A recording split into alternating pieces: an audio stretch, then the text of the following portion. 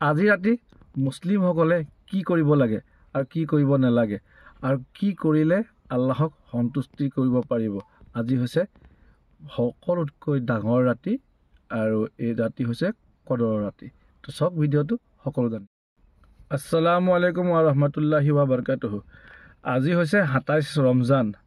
আজি ২৭ ৰমজানৰ ৰাতিটো কদৰৰ ৰাতি। এই কদৰৰ ৰাতিটো আমাৰ ইছলাম ধৰ্মৰ লোকসকলৰ গোটেই বছৰটোৰ ভিতৰতকৈ সকলোতকৈ ডাঙৰ ৰাতি। মানে এই কদৰৰ ৰাতিটো কিতাপত লিখা আছে যে 1000 বছৰতকৈও উত্তম। কিহৰ কাৰণে জানেনে?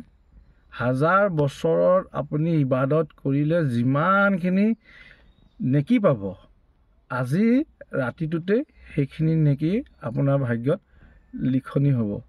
আৰু আজি ৰাতি মানে ৰমজানৰ 30টা ৰোজা নাথাকে জানো, তাৰে 20টা ৰোজা পাৰ হৈ যোৱাৰ পিছত বাকী 10টা মাগফিৰাতৰ হয়।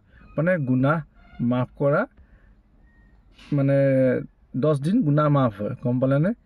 এই 10 দিন গুনাহ মাফ হয় যে, তাৰে এই 27ৰ ৰাতিটো আপুনি মাগফিৰাতৰ ৰাতি বুলি ভাবি আপুনি যিমান পাৰে আপুনি আল্লাহৰ ওচৰত গুনাহ মাফ খোজক আৰু আল্লাহে সেই গুনাহ আপোনাৰ মাফ কৰি দিব।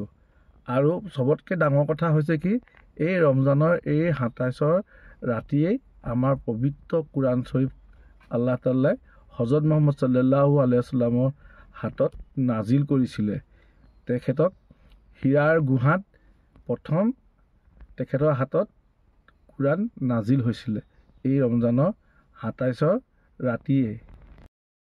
আপোনালোকে বেছিতকৈ বেছি আজিৰ দিনটো কাম নকৰিব, কাৰণ ভাগৰুৱা হৈ যাতে ৰাতি টোপনি ধৰে, সেই কামবিলাক নকৰিব। আৰু যিমানবিলাক পাৰে আপোনালোকে কামবিলাক আগবেলাই কৰি শেষ কৰিব চেষ্টা কৰিব। গতিকে যিমান পাৰে 2 ৰেকাতকৈ নফিল নামাজ পঢ়ি যাবলৈ আপোনালোকে চেষ্টা কৰিব। 2 ৰেকাতকৈ নফিল নামাজ পঢ়ি যাব পাৰিলে আপুনি ঘৰত অকলে পঢ়ক, কাৰণ নফল ইবাদত হয়। আৰু যদি আপোনালোকে ঘৰৰ ওচৰত মছজিদ আছে তেতিয়া মছজিদত গৈও আপুনি পঢ়িব পাৰে। 2 ৰেকাতকৈ নফল নামাজ পঢ়ি যাওক আৰু তছবিহ লওক, কোৰাণ তিলাৱত কৰক মুঠতে। আৰু পাৰে সালাতুল তছবিহ নামাজ আপুনি পঢ়িব পাৰে। সালাতুল তছবিহ নামাজটো আপোনালোকে যদি নাজানে, ইমামক আপোনালোকে সুধি লওক। এই সালাতুল তছবিহ নামাজটো জীৱনত এবাৰ হ'লেও পঢ়িব লাগে বুলি কয়। আৰু যদি আপুনি বছৰত এবাৰ পঢ়ক, বছৰত যদি এবাৰ পঢ়িব নোৱাৰে তেতিয়াহ'লে জীৱনত এবাৰ পঢ়িব লাগে বুলি কয়। গতিকে আপুনি সালাতুল তছবিহ নামাজটো পঢ়িবলৈ একেবাৰে সহজ, খালি এক ধ্যান হ'ব লাগে। গতিকে আপোনালোকে পঢ়িব চেষ্টা কৰিব বুলি মই ভাবিছোঁ।